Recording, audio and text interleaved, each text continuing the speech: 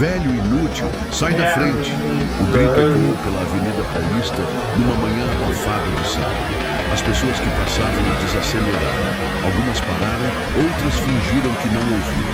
Um idoso de roupas simples, camisa de algodão amarelada pelo tempo e um chapéu de palha desbotado, mal teve tempo de se apoiar na bengala antes de sentir um chute que o jogou contra o chão duro da calçada. O agressor era Vinícius Guimarães, 32 anos, filho único de um dos empresários mais ricos de São Paulo.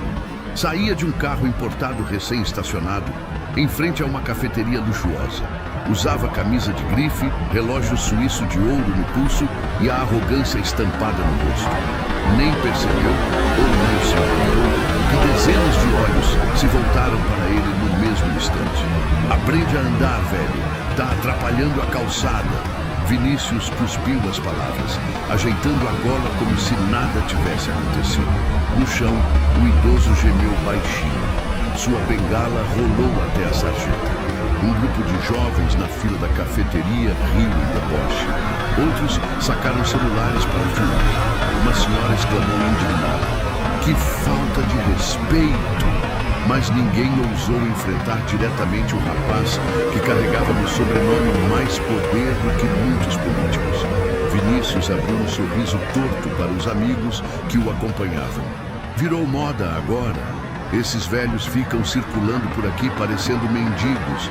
Se querem andar devagar, que fiquem em casa. O idoso levantou a cabeça devagar. Seu olhar encontrou por um segundo a câmera de um celular que gravava a cena. Nos olhos marejados havia um misto de dor, cansaço e algo mais profundo. Uma decepção silenciosa, como se não fosse apenas o corpo que tivesse sido atingido, mas o coração. Vinícius não percebeu, mas aquele homem não era um desconhecido qualquer. Por trás da barba mal feita, da pele propositalmente envelhecida com maquiagem e das roupas simples, estava o próprio pai, Augusto Guimarães, 68 anos, fundador do império que sustentava cada luxo do filho. Augusto havia se preparado durante semanas para aquele momento. Criara o disfarce, com a ajuda de um amigo de teatro, ensaiara cada gesto de idoso pensado. Queria ver com os próprios olhos o que os boatos diziam, que o filho, criado com tudo do bom e do melhor, tratava pessoas comuns como lixo. E agora, no primeiro contato, a verdade havia estourado como um soco no estômago. Ainda caído, Augusto ouviu um rapaz comentar: "Grava aí, isso vai render na internet." O coração do empresário disparou. Não era apenas a crueldade de Vinícius que doía, era a indiferença coletiva, o riso fácil, o espetáculo da humilhação. Ele respirou fundo, fingindo fraqueza, e estendeu a mão trêmula para recuperar a bengala. A dor do chute era ativa, mas não mais perceber que o próprio sangue que gerou se transformara em alguém incapaz de reconhecer a humanidade dos outros. E enquanto Vinícius ria com seus amigos, Augusto se levantou devagar, prometendo em silêncio. Aquele seria apenas o primeiro ato de um teste que mudaria tudo. Augusto afastou-se alguns passos, fingindo mancar, e encostou-se numa vitrine. Pelo reflexo do vidro, viu o filho ajeitar o cabelo, rir da própria bravata e acenar para uma modista. Vinícius sempre fora assim, barulhento quando tinha plateia, surdo quando precisava escutar, nunca escutava.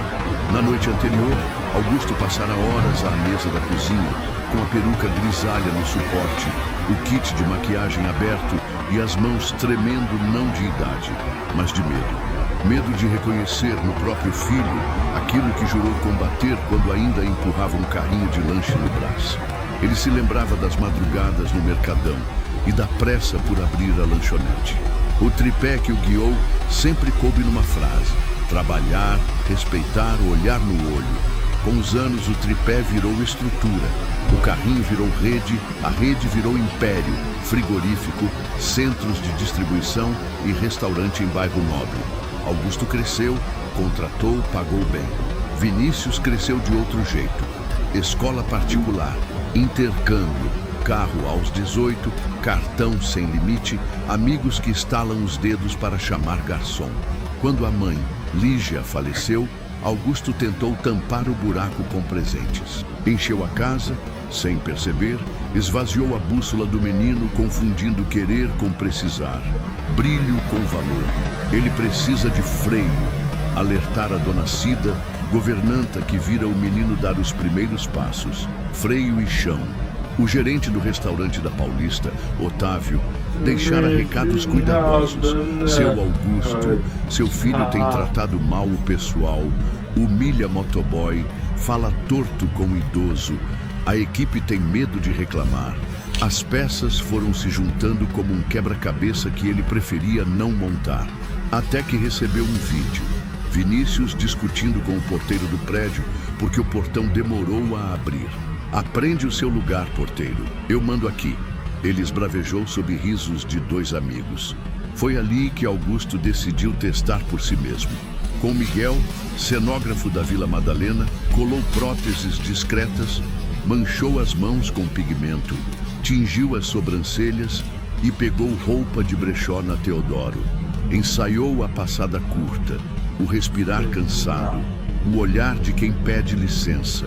Não para pegar o filho e pendurá-lo no poste da internet, mas para ver sem filtro, sem desculpa, sem "você entendeu errado". Se estivesse errado, pediria perdão. Se estivesse certo, faria o que pai que ama faz, dizer não quando o mundo inteiro diz sim. Do outro lado da calçada, Vinícius entrou no carro importado. Dois amigos riram no banco de trás. Augusto respirou, recolheu a bengala e atravessou a rua com passos, sentindo São Paulo latejar nos joelhos que ele fingia serem fracos. Um ambulante lhe ofereceu água, chamando-o de seu Antônio. Ele agradeceu com a cabeça e seguiu. Na esquina da Augusta com a Paulista, um repórter de portal local filmava a avenida. Virou a câmera para a cena e anotou a placa. Augusto não pediu, não sugeriu, não impediu, só observou. O plano não era expor, era revelar. Primeiro ao filho, depois a si mesmo. Enquanto o trânsito roncava como fera impaciente, Augusto tomou a decisão íntima e firme. Aquela manhã seria o ponto de partida. Se Vinícius escolhesse continuar chutando para baixo, o chão o receberia. E não seria macio. O carro de luxo arrancou em direção aos jardins. Vinícius não olhou para trás. Augusto ajeitou o chapéu, cruzou a rua devagar e entrou num ônibus lotado, parte do disfarce. Ali, no aperto misturado com trabalhadores de uniforme e mochilas gastas, ele se sentiu mais vivo do que nos salões luxuosos, onde geralmente era tratado como realeza. Enquanto o coletivo balançava pela Avenida Rebouças, Augusto observava rostos cansados, mães mirando bebês nos braços, jovens com fones de ouvido encarando o vazio. Era esse povo que sustentava a cidade, pensou. E era justamente esse povo que Vinícius desprezava, como se fossem invisíveis. Augusto desceu na Consolação e caminhou até um boteco antigo, onde o cheiro de café coado misturava-se ao licor francês, saindo do fogo. Sentou-se num banco de madeira, pediu um pingado e observou o movimento. Sabia que mais cedo ou mais tarde o filho apareceria por ali. Vinícius tinha um ritual. Todo sábado de manhã, depois de ostentar na Paulista, reunia-se com amigos no bar sofisticado ao lado, sempre acompanhado de gargalhadas altas e arrogância escorrendo pela voz. Não demorou muito. Um Audi preto estacionou em frente ao bar. Vinícius saiu do carro com dois amigos, Caio, herdeiro de uma rede de shoppings, e Yuri, filho de político influente. Todos com roupas de grife, relógios caros e olhares de superioridade. Um garçom correu para abrir a porta. Vinícius passou sem agradecer. Do balcão do boteco, Augusto observava cada gesto. A risada estrondosa do filho, o jeito de estalar os dedos para pedir chope, a forma como ignorava o manobrista que abriu a porta. Cada detalhe era uma facada silenciosa. Seu Antônio, o senhor está bem? Perguntou a dona do boteco, uma senhora de cabelos grisalhos chamada Marta.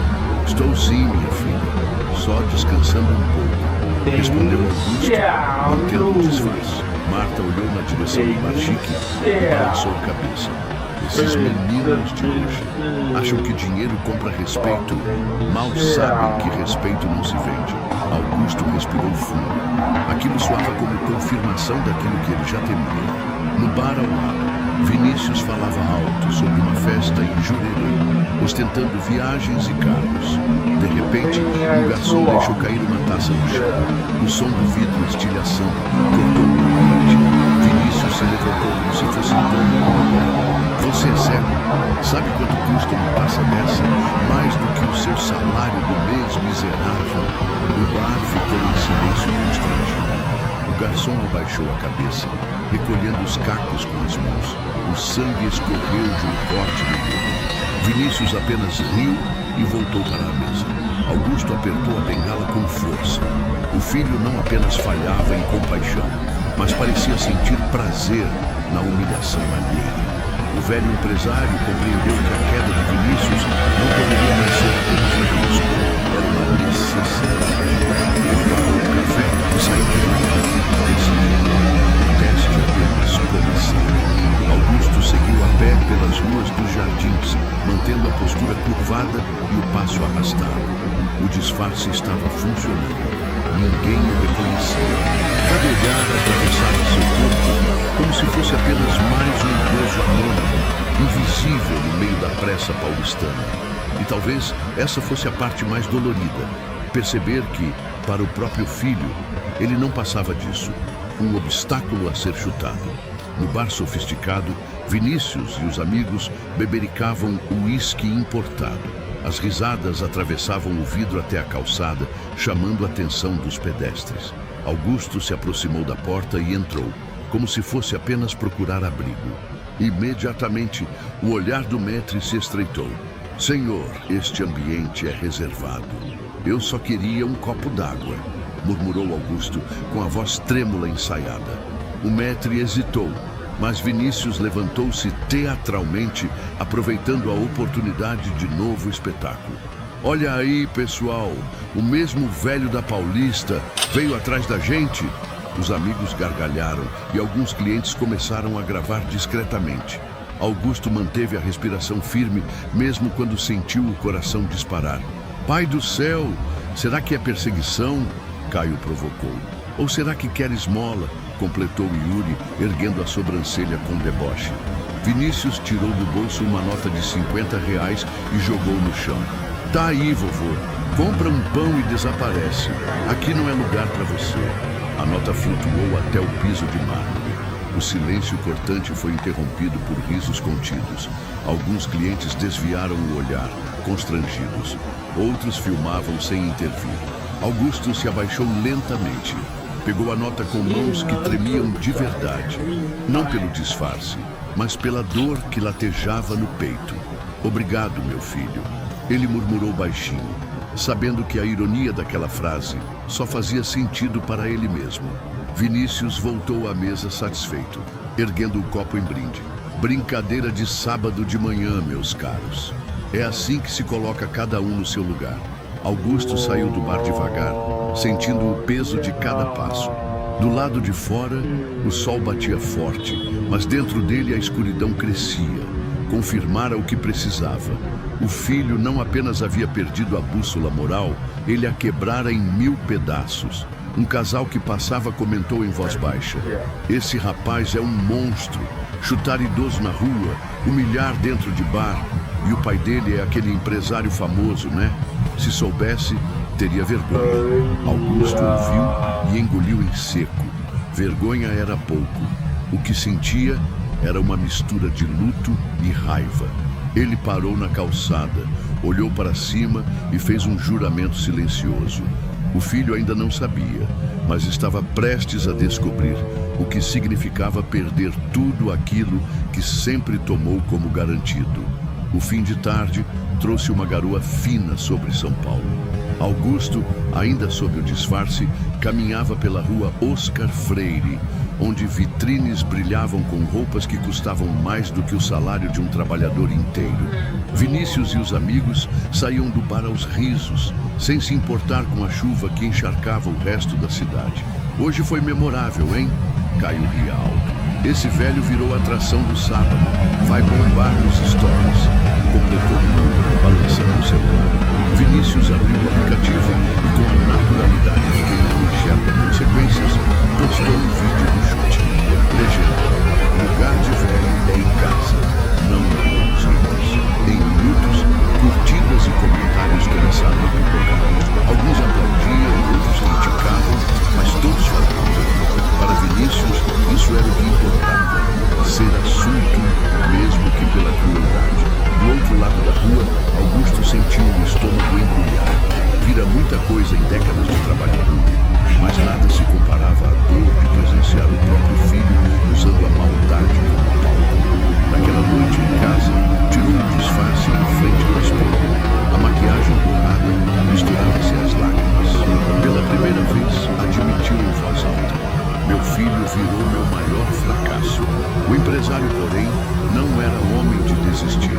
Se passara anos construindo um império do zero, também seria capaz de reconstruir o caráter de um filho, nem que fosse pela dor.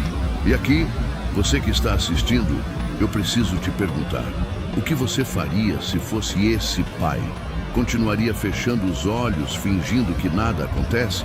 Ou teria coragem de colocar o próprio filho diante da verdade, mesmo que isso o destroçasse? Escreve aqui nos comentários de onde você está assistindo essa história e me conta. Se fosse você, que decisão tomaria? E olha, já aproveita esse momento para apoiar nosso canal. Curta esse vídeo, se inscreva e compartilhe com alguém que você acha que precisa refletir sobre respeito e caráter.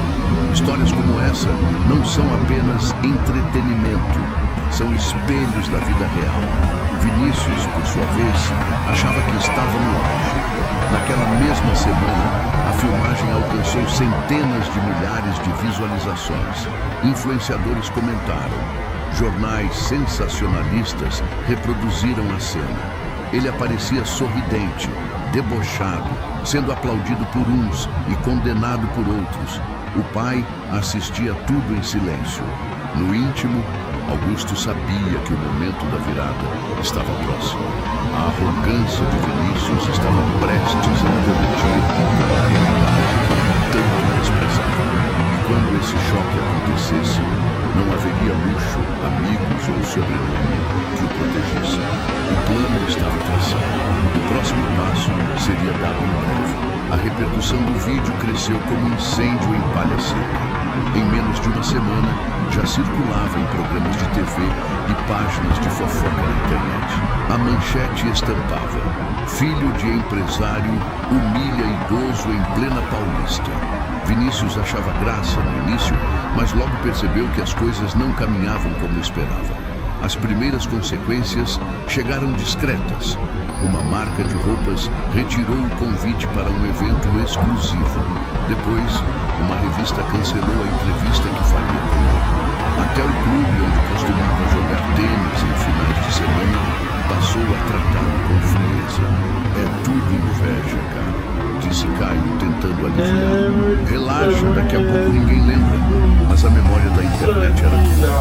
Quanto mais Vinícius tentava justificar, dizendo que o velho o havia atrapalhado de propósito e não passava de um mendigo fulgurado, mais ódio atraía. A cada postagem, os comentários explodiam em críticas. Certo dia, ao entrar no mesmo bar da semana anterior, notou que a mesa habitual estava ocupada. O maître, constrangido, explicou que não havia reservas em seu nome. Como não? Eu sou Vinícius Guimarães. Lamento, senhor. A gerência pediu para evitar confusões. Os amigos ainda riram da cena, mas já não com a mesma energia. Estavam começando a sentir o peso da associação com ele. Naquela noite, Caio recebeu uma ligação do pai. Não quero mais você andando com esse Vinícius. Está queimando a imagem da nossa família. Yuri também recuou. O pai político não podia correr o risco de ter o sobrenome ligado a polêmicas. Pouco a pouco, Vinícius se viu sozinho. O mesmo círculo que aplaudia suas piadas agora se afastava como quem foge de uma doença contagiosa.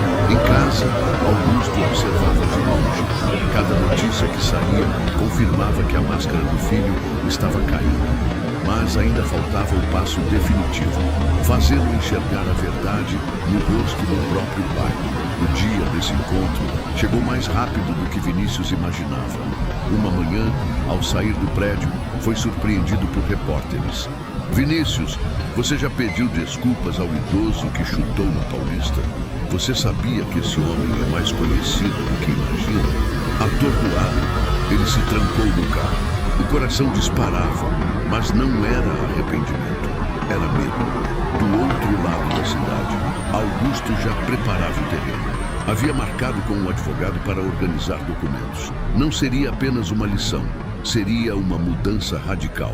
E dessa vez, Vinícius aprenderia da forma mais dura o que significa perder tudo. Na manhã de segunda-feira, Vinícius foi chamado ao escritório do pai. O coração acelerou no instante em que recebeu a mensagem da secretária. Seu Augusto quer falar com você. É urgente. Ele não tinha ideia de que aquele seria o encontro mais duro da sua vida.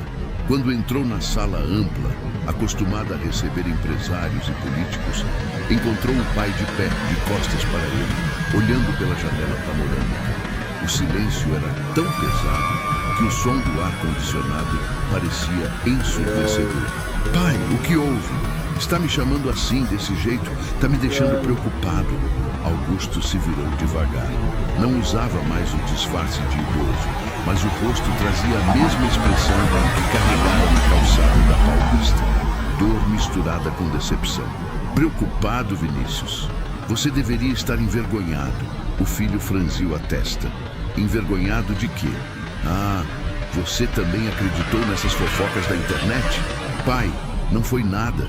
Um velho maluco entrou na frente, eu só me defendi. A imprensa aumentou. Augusto bateu a bengala, a mesma que usara no disfarces contra o chão. Velho maluco? Esse velho era eu, Vinícius. As palavras caíram como um raio.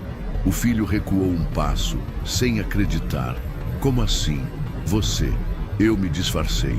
Quis ver com meus próprios olhos o homem que você se tornou. E vi meu filho chutando um idoso, rindo da dor alheia, jogando dinheiro no chão como se pessoas fossem lixo. Vi meu próprio sangue se transformar em algo que eu nunca quis criar. Vinícius empalideceu. Tentou rir nervoso como sempre fazia quando estava acuado. Pai, isso é loucura. Você não pode estar falando sério. Se eu soubesse que era você, se soubesse que era eu, teria respeitado. E os outros Vinícius, e os verdadeiros idosos, e os trabalhadores que você humilha todo dia, eles não merecem respeito porque não têm o meu sobrenome. O silêncio tomou conta da sala. O filho não tinha resposta. Seu olhar vacilava entre o chão e o pai, como um menino pego em flagrante. Eu me matei de trabalhar para construir tudo isso. Continuou Augusto, a voz embargada. E dei a você não só conforto, mas também exemplo.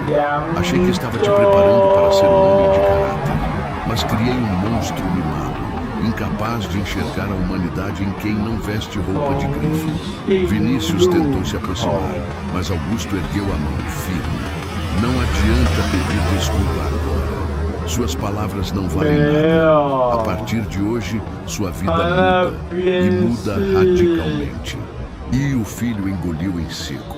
Pela primeira vez, entendeu que o pai não estava apenas decepcionado, estava decidido. Augusto caminhou até a mesa de mogno, abriu uma pasta de couro e empurrou-a em direção ao filho. Os olhos de Vinícius tremiam de ansiedade, mas ao folhear os documentos, o desespero tomou conta. O que é isso, pai?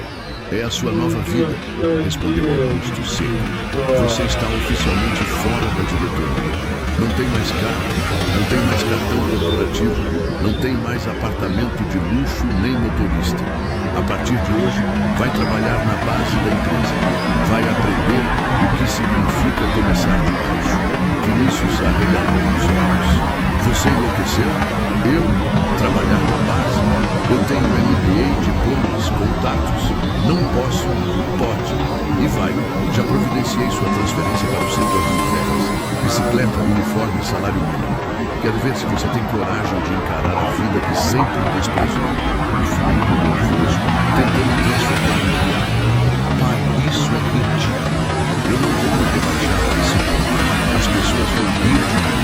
E quantas pessoas você já fez rir com a desgraça alheia, Vinícius? Quantos garçons, porteiros, idosos? Agora chegou sua vez. Vai provar do mesmo veneno que espalhou. O silêncio que se seguiu foi pesado. Vinícius se sentou, apoiando a cabeça nas mãos. Pai, eu não sei viver sem tudo isso. Então aprenda. O que te sobra agora é só o essencial. Teto simples, comida básica e a chance de mudar, se quiser. Na mesma tarde, seguranças o acompanharam até o apartamento dele. Malas foram feitas em minutos. Relógios caros, roupas importadas, tudo recolhido como se nunca tivesse pertencido a ele.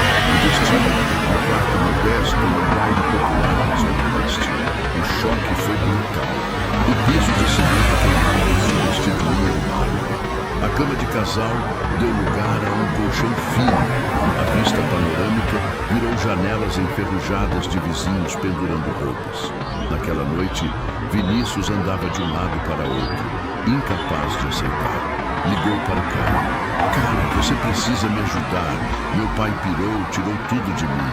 Do outro lado da linha, silêncio constrangido. Olha, Vinícius, melhor não me envolver. Você entende, não? Meu pai não quer nada associado a esse escândalo. A ligação caiu. Vinícius tentou ir. Amigo, eu tô ferrado.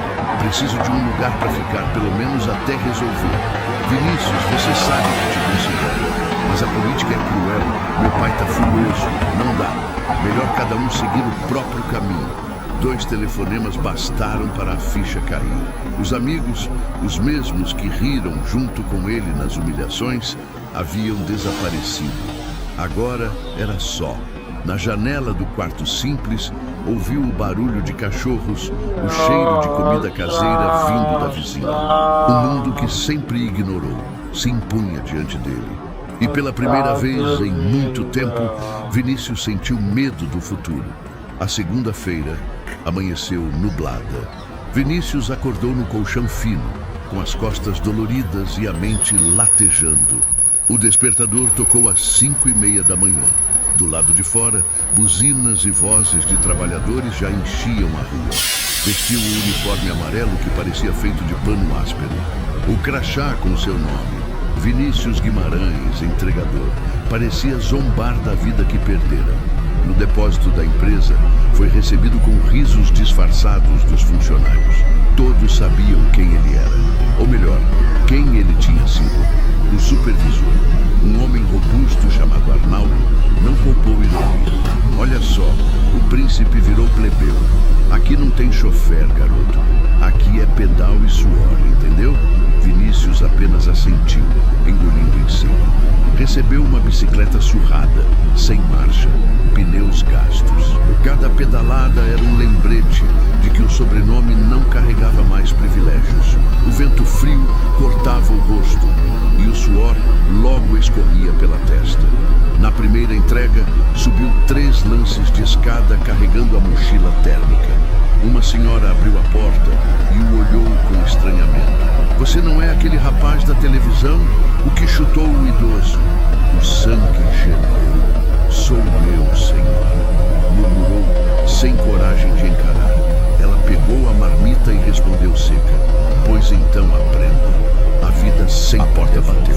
Vinícius desceu os degraus, sentindo o peso do julgamento, mais pesado que a mochila. Durante semanas, repetiu a rotina. Chuva, sol, trânsito. O corpo se transformava. Mãos calejadas, pernas doloridas, orgulho esmigalhado. Nenhum amigo ligou. Bianca, a namorada, desapareceu sem sequer dizer adeus. O que restava era o silêncio das ruas e a indiferença dos clientes. Certa noite, sentado no quarto simples, ouviu risadas vindas da casa da vizinha. Uma família inteira reunida em torno de uma mesa modesta, partilhando arroz, feijão e frango. Pela janela, ele enxergou algo que nunca vira no luxo da cobertura. Alegria verdadeira. Ali, sozinho, caiu em prantos. Não pelo colchão duro, nem pela comida escassa. Chorava por perceber que passara a vida inteira cercado de tudo, mas vazio de essência. Augusto acompanhava de longe. Não oferecia colo, não oferecia atalhos, apenas observava. Sabia que às vezes só a dor tinha força para moldar.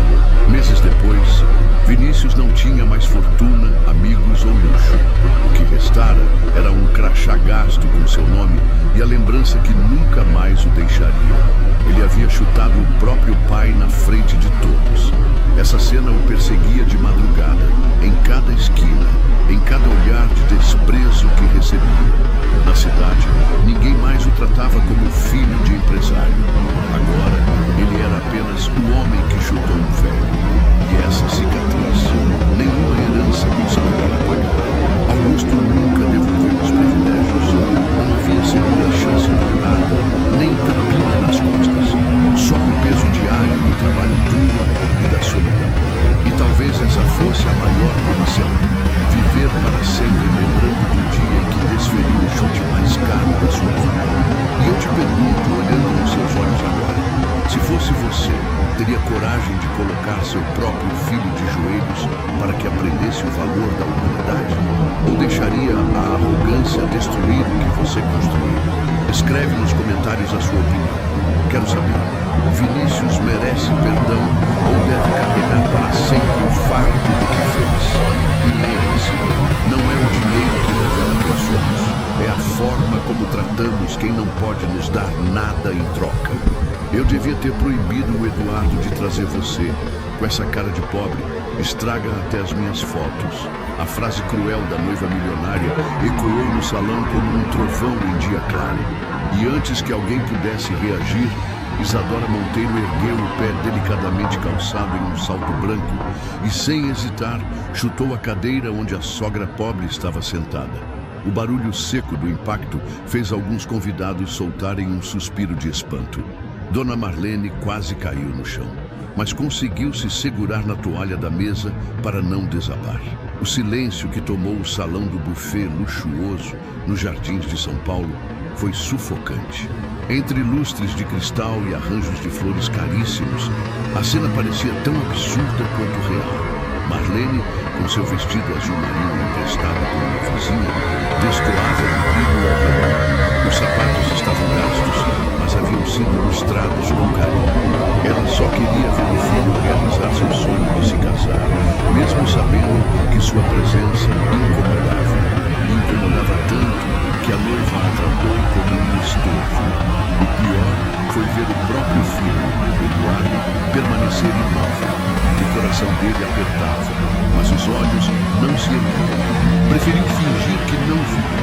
A vergonha da própria mãe falava mais alto do que a gratidão. Isadora ajeitou o vestido impecável e ergueu o queixo com arrogância. Para ela, a cena não era um deslize, era uma demonstração de poder. Mostrar àquela mulher pobre o seu lugar diante de todos os convidados era para a noiva uma vitória. Alguns riram nervosos, outros desviaram os olhos. Ninguém teve coragem de intervir.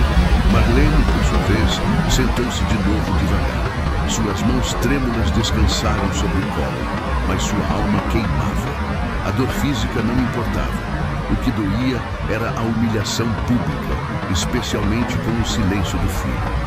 Ainda assim, respirou fundo, tentava recompor a dignidade. E foi nesse instante que algo dentro dela começou a mudar. Uma coragem acumulada em anos de sacrifício despertou. A mesma coragem que a sustentou quando trabalhou de faxina para pagar o estudo de Eduardo, quando dormiu em colchões velhos para que o filho tivesse cama. Aquela mulher pobre, que parecia pequena diante de tanto luxo, tinha uma força que ninguém ali imaginava. A música voltou a tocar. Os garçons circularam com taças de champanhe e a festa continuou, como se nada tivesse acontecido. Mas para quem testemunhou, aquela cena jamais seria esquecida. O que Isadora não sabia era que a mesma mulher que acabara de humilhar ainda teria sua chance. Porque quando Dona Marlene pegasse o microfone diante de todos, o que sairia dali não seria apenas uma resposta. seria uma revelação capaz de virar o casamento de cabeça para baixo. Depois daquela cena, o coração de Dona Marlene apertou como nunca. A dor não vinha do chute, mas do silêncio do próprio filho. Eduardo não se levantou, não estendeu a mão, fingiu não ter visto. E aquela omissão doía mais do que qualquer humilhação pública. Mas para entender por que Eduardo agiu assim, é preciso voltar no tempo. A história daquela família não nasceu no luxo dos jardins de São Paulo. Nasceu longe dali, em uma casinha simples de uma cidade pequena do interior de Minas Gerais. Foi ali que Marlene criou o filho sozinha, entre paredes descascadas e noites mal dormidas. Eduardo nunca conheceu o pai. Marlene carregou nas costas a responsabilidade de ser mãe e pai ao mesmo tempo. Trabalhava de diarista em casas de famílias ricas, lavando banheiros que não eram seus, cozinhando refeições que nunca provava e recebendo, no fim do dia, o suficiente para comprar arroz, feijão e, às vezes, um pedaço de carne. Quando o menino adoeceu pela primeira vez, Marlene andou quilômetros até o posto de saúde mais próximo. Quando precisou de uniforme escolar, ela passou noites inteiras costurando roupas para vizinhos até conseguir o dinheiro necessário. Cada vitória de Eduardo custava suor, lágrimas e silêncio. Ele cresceu vendo a mãe carregar sacolas pesadas, mas também cresceu ouvindo dela a mesma frase: "Você vai estudar, meu filho. Você vai ser alguém. Eu aguento tudo, mas você não vai ser condenado à pobreza como eu." E Eduardo estudou. Foi o primeiro da família a entrar numa universidade. Marlene se orgulhava, mesmo quando ele começou a mudar. Primeiro foram os comentários sutis: "Mãe, não fala assim na frente dos meus colegas." Depois, os convites para eventos que nunca chegavam até ela. Até que, aos poucos, Eduardo passou a ter vergonha da própria origem. Quando conheceu Isadora Monteiro, filha de uma das famílias mais ricas de São Paulo, essa vergonha se transformou em silêncio permanente. Eduardo sentia medo de que a noiva descobrisse de onde ele tinha vindo. Tentava esconder a mãe, as lembranças, a pobreza. Ele mesmo não percebia, mas já estava negando suas próprias raízes. No entanto, Marlene continuava a amá-lo do mesmo jeito. Orgulhava-se de cada diploma, cada conquista, cada novo passo. Guardava recortes de jornais, fotos e lembranças em uma caixa simples de papelão. Para ela, nada importava além de ver o filho feliz. E agora, naquela festa luxuosa, Marlene estava ali apenas para testemunhar o sonho do filho realizado. Mas o que encontrou foi desprezo, silêncio e humilhação. O público não sabia, mas por trás daquela mulher pobre existia uma história de sacrifício que ninguém ali teria coragem de sonhar. E quando essa história viesse à tona, muitos iriam abaixar a cabeça de vergonha. A família Monteiro era conhecida nos jornais, nas colunas sociais e até nas rodas de negócios. Eram vistos como um exemplo de tradição e poder em São Paulo. Donos de empresas, de imóveis espalhados por bairros nobres, de carros importados que circulavam nos finais de semana. Para eles, riqueza era mais do que dinheiro. Era status, era sobrenome, e foi nesse universo que Isadora Monteiro cresceu. Sempre cercada de luxo, aprendeu desde cedo a olhar para baixo quando alguém vestia roupas simples. Isadora nunca precisou esperar ônibus lotado, nunca precisou dividir pão amanhecido com irmãos famintos. O mundo dela era outro. E quando conheceu Eduardo, não se apaixonou por sua origem, mas pela forma como ele havia aprendido a se moldar para caber naquele círculo. Os Monteiro, no entanto, jamais aceitaram de verdade a presença de Marlene. Para eles, ela era apenas o lembrete inconveniente de que Eduardo não nascera no berço de ouro, que por trás do terno alinhado e dos estudos caros havia uma raiz humilde, e isso, no universo da elite paulistana, era imperdoável. Marlene, por sua vez, não desejava nada além de respeito. Quando foi apresentada à família da nora, estendeu a mão com humildade. ofereceu sorrisos tímidos e palavras de carinho. Mas recebeu de volta olhares atravessados, cumprimentos frios e um silêncio que gritava mais alto do que qualquer palavra. Em um dos jantares antes do casamento, uma das tias de Isadora comentou em voz baixa, mas altiva: "Essa senhora tem cheiro de gente simples, não combina com essa mesa." A frase caiu como pedra no coração. Eduardo ouviu, mas fingiu não escutar. Preferiu o silêncio. E foi nesse silêncio que Marlene começou a perceber que para o próprio filho ela já não era motivo de alegria. Era, na verdade, motivo de vergonha. No entanto, o que a família inteira desconhecia era a verdadeira força daquela mulher. Eles viam apenas a roupa simples, mas não viam os carros nas ruas, as noites em claro, a fé que a sustentava. Na festa de casamento, os convidados riam, brindavam e posavam para fotos. As câmeras capturavam o brilho das joias, os gestos elegantes, as taças reluzentes. E em meio a tudo isso, a presença de Dona Marlene incomodava como uma ferida exposta. Para Isadora, aquilo era insuportável. Mas o que ninguém sabia era que aquela mesma mulher pobre, tratada como estorvo, carregava dentro de si a capacidade de virar o jogo. E quando a voz dela fosse ouvida no microfone, não haveria riqueza suficiente para apagar a verdade. Naquela noite, enquanto a música tocava e os garçons circulavam entre as mesas com bandejas de champanhe, o coração de Dona Marlene permanecia apertado. Não era a primeira vez que era tratada com desprezo pela família da nora, mas ser chutada em pleno casamento diante de todos e ainda ver o filho permanecer calado, essa dor era insuportável. Ela olhava para Eduardo e buscava nele algum sinal, uma reação, um gesto de proteção. Mas Eduardo desviava o olhar. Mantinha a postura ereta, as mãos cruzadas, fingindo participar da conversa com amigos de negócios. Seu silêncio era como uma segunda bofetada. Marlene conhecia bem o filho. Sabia que ele carregava dentro de si o peso da vergonha de suas origens. Crescera ouvindo dela histórias sobre sacrifícios, sobre noites em que não havia jantar, sobre roupas costuradas e remendadas para que ele nunca fosse excluído na escola. Mas Eduardo, agora cercado de luxo, preferia esquecer de onde vinha. Do outro lado do salão, Isadora sorria com os convidados, como se nada tivesse acontecido. Sua risada ecoava alta, exagerada, acompanhada de olhares de triunfo. Para ela, Marlene já tinha sido colocada em seu devido lugar, o da humilhação. Alguns convidados cochichavam. Uns diziam que a cena havia sido um exagero. Outros comentavam que era compreensível.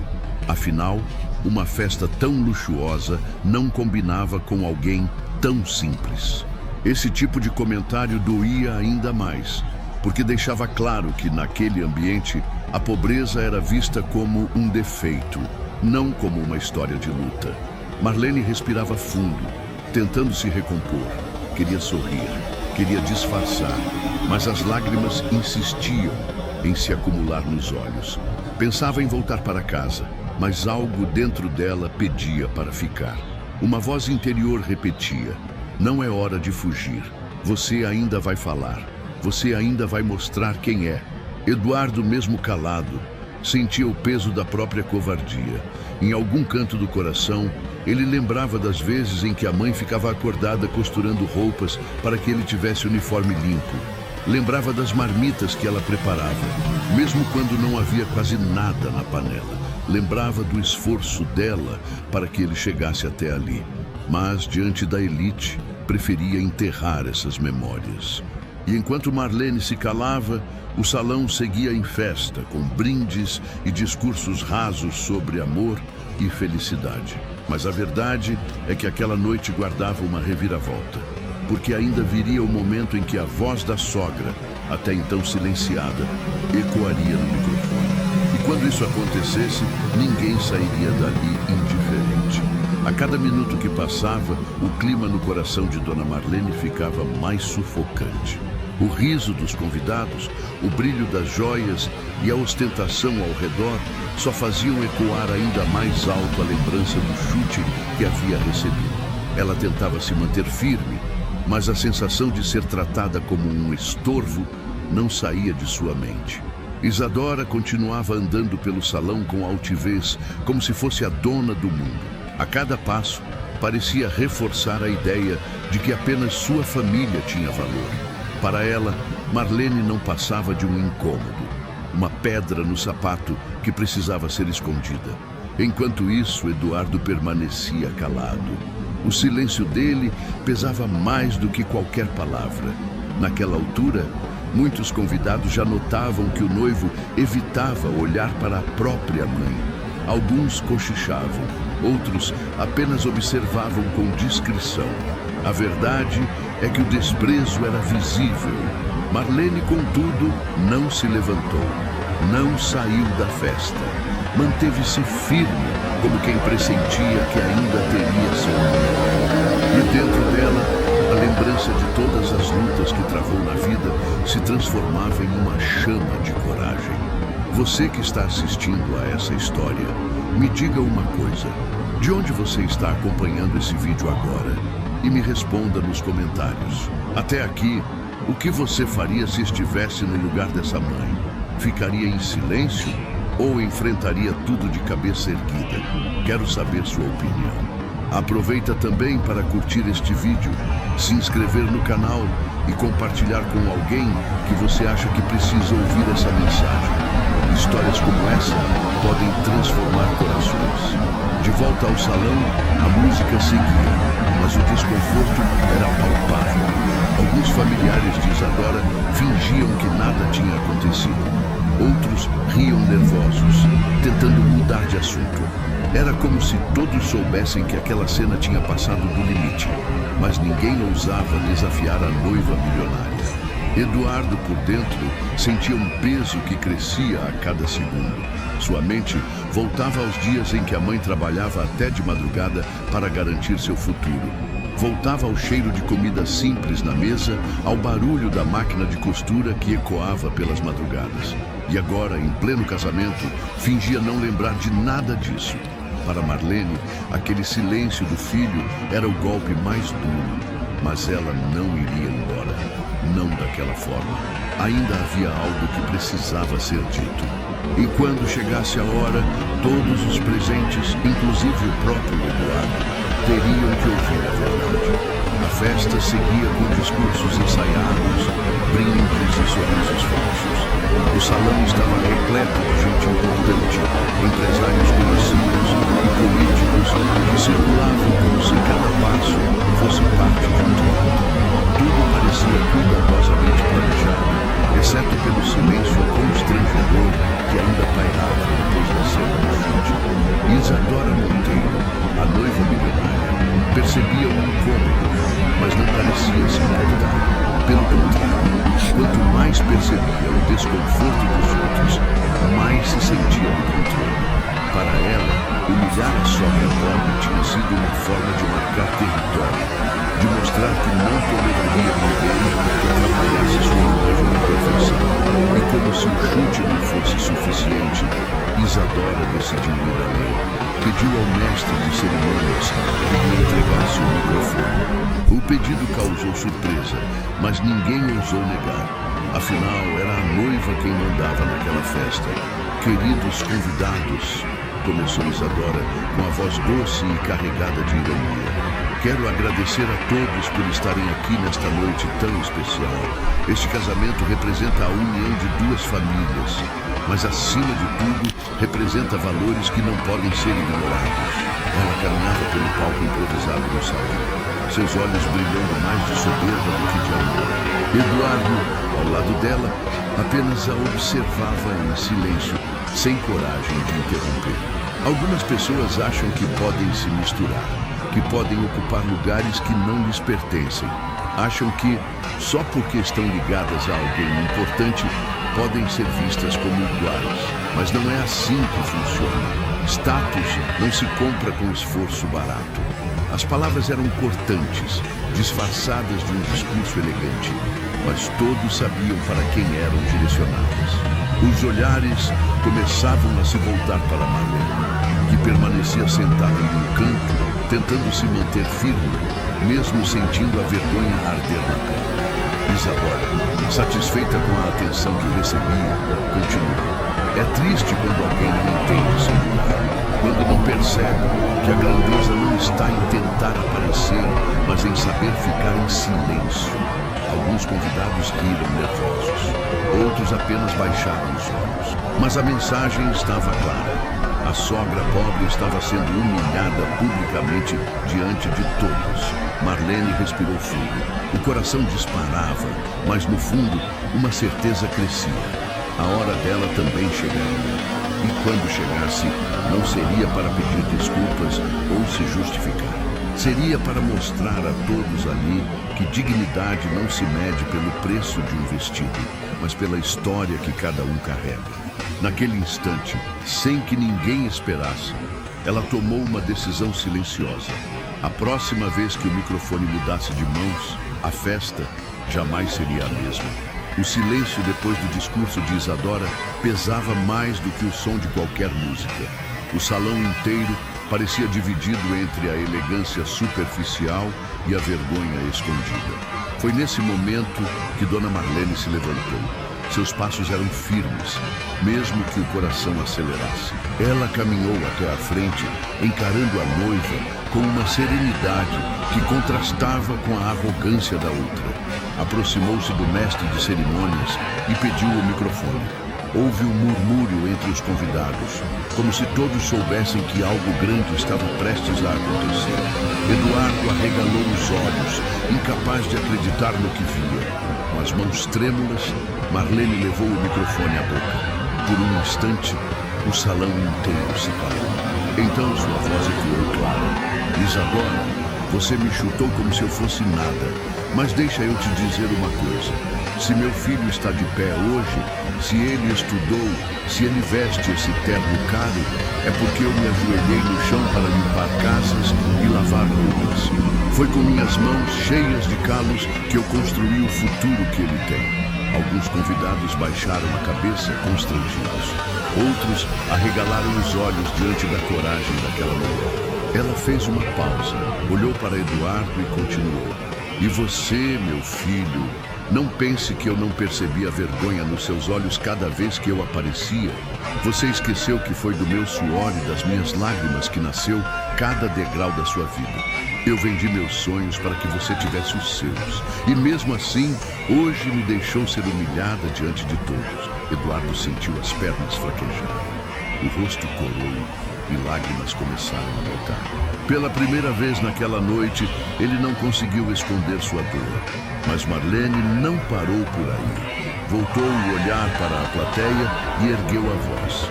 Riqueza nenhuma dá o direito de pisar em alguém. Dinheiro nenhum compra caráter. Eu posso ser pobre, mas trago comigo algo que vocês nunca vão comprar. A dignidade de quem lutou uma vida inteira e nunca precisou humilhar ninguém para se sentir grande. O salão, que até então parecia cúmplice do silêncio, explodiu em murmúrios. Havia quem enxugasse lágrimas discretamente e outros que encaravam Isadora com reprovação.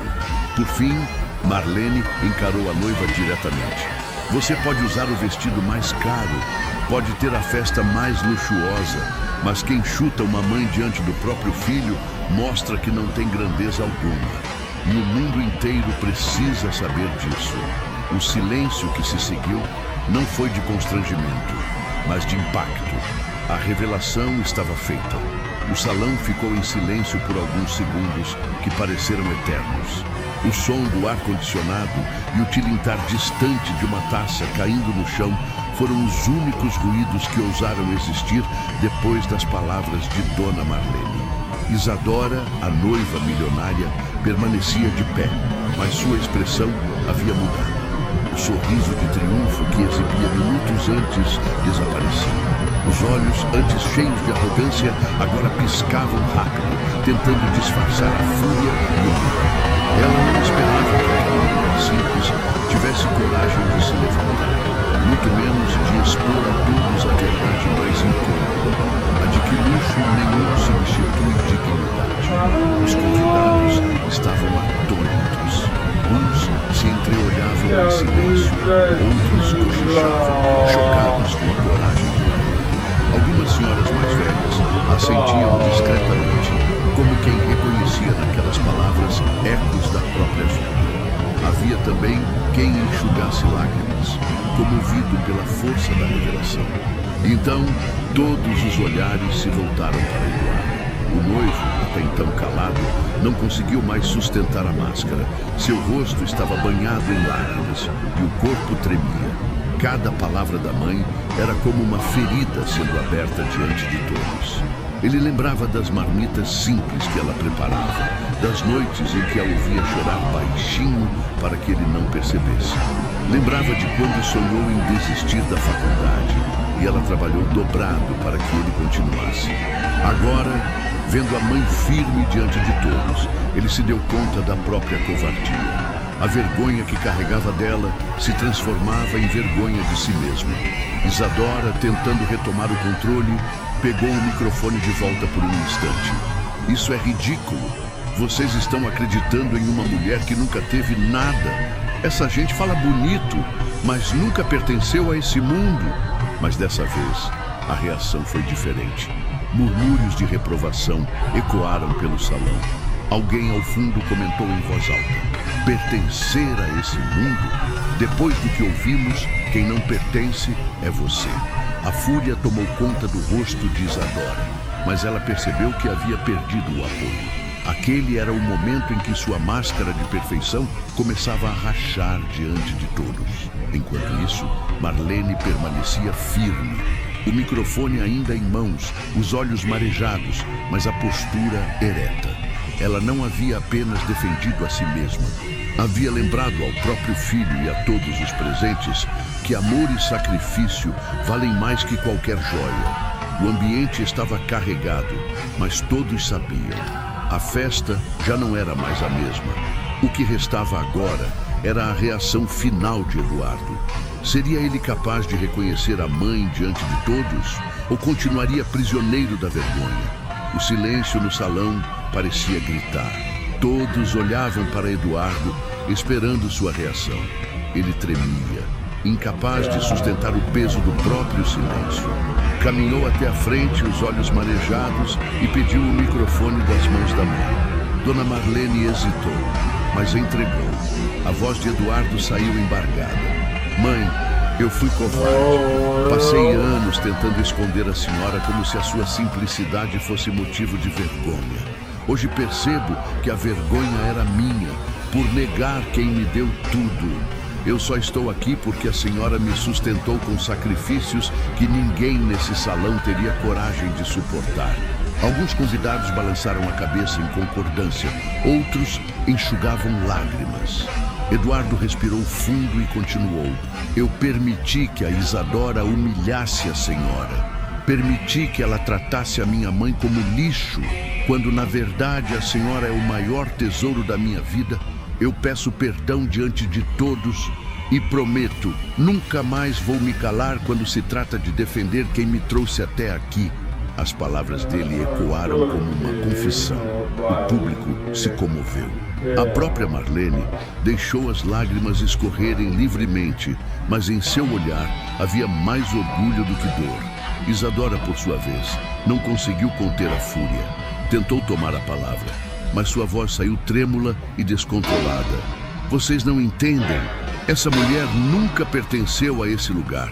Eu não vou aceitar dividir minha vida com alguém que carrega tanta miséria ao redor. Dessa vez, porém, os olhares se voltaram contra ela. Murmúrios de reprovação tomaram o salão. O luxo, o vestido caro e a arrogância já não impressionavam mais ninguém.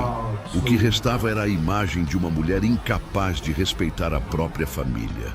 Eduardo então se virou para Isadora e disse em voz firme: se você não é capaz de respeitar minha mãe, então não é capaz de me respeitar, porque tudo o que sou, devo a ela, e eu não vou mais permitir que a senhora seja tratada como nada. O salão explodiu em aplausos. Não eram aplausos para o noivo, mas para a coragem tardia de reconhecer a mãe. Isadora, ofendida e derrotada, deixou o palco. Sua imagem diante da elite estava destruída. Marlene permaneceu de pé, emocionada. Pela primeira vez, não se sentia invisível. Sua voz tinha ecoado, sua história tinha sido ouvida e sua dignidade havia sido restaurada.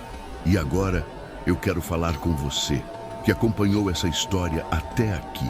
Quantas vezes esquecemos de valorizar quem realmente esteve ao nosso lado? Quantas vezes a vergonha ou o orgulho falam mais alto do que a gratidão? Comenta aqui embaixo, qual foi o maior sacrifício que alguém já fez por você e que você nunca esqueceu? Sua resposta pode inspirar outras pessoas. E não se esqueça, curta o vídeo, se inscreva no canal e compartilhe essa história. Porque no fim, todos precisamos lembrar que riqueza de verdade não está no bolso, mas no coração de quem nunca deixou de lutar por nós.